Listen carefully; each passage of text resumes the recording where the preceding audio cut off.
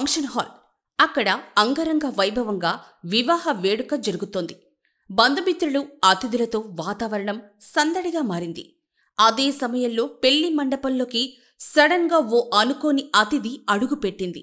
అంతే, ఒరే ఆజాము లగెత్తరో అన్న రవితేజ డైలాగును ఆదర్శంగా తీసుకుని వధూవరులతో పాటు పెళ్లికొచ్చిన వారంతా భయంతో పరుగులు తీశారు.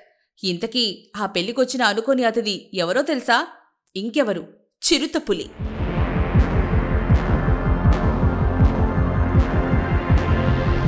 గతంలో అడవులు, జూలలో మాత్రమే కనిపించే ఏనుగులు, చిరుతలు, పెద్ద పులులు, ఎలుగుబంట్లతో సహా అనేక వన్యప్రాణులు ఇటీవల జనావాసాల్లోకి వచ్చేస్తూ ప్రజలను బెంబేలెత్తిస్తున్న సంఘటనలు అనేకం చూస్తూనే ఉన్నాం.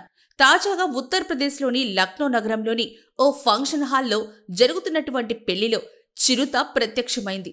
ఎక్కడ్నుంచి వచ్చిందో గాని దర్జాగా పెళ్లి మండపంలోకి నడుచుకుంటూ వచ్చేసింది.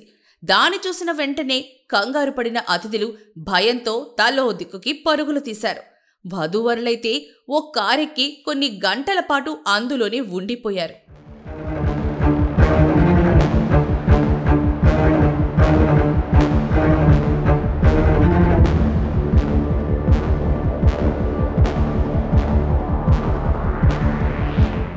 చివరికి కొందరు పోలీసులు, ఫారెస్ట్ అధికారులకు సమాచారం ఇవ్వడంతో వారు కొద్ది క్షణాల్లోనే అక్కడికి చేరుకున్నారు.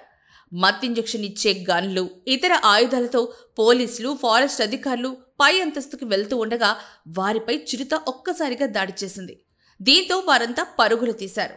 చివరికి దానికి మత్తు మందించి అక్కడి నుంచి తరలించడంతో అందరూ ఊపిరి పీల్చుకున్నారు. ఇందుకు సంబంధించిన వీడియోలు సోషల్ మీడియాలో వైరల్గా మారాయి.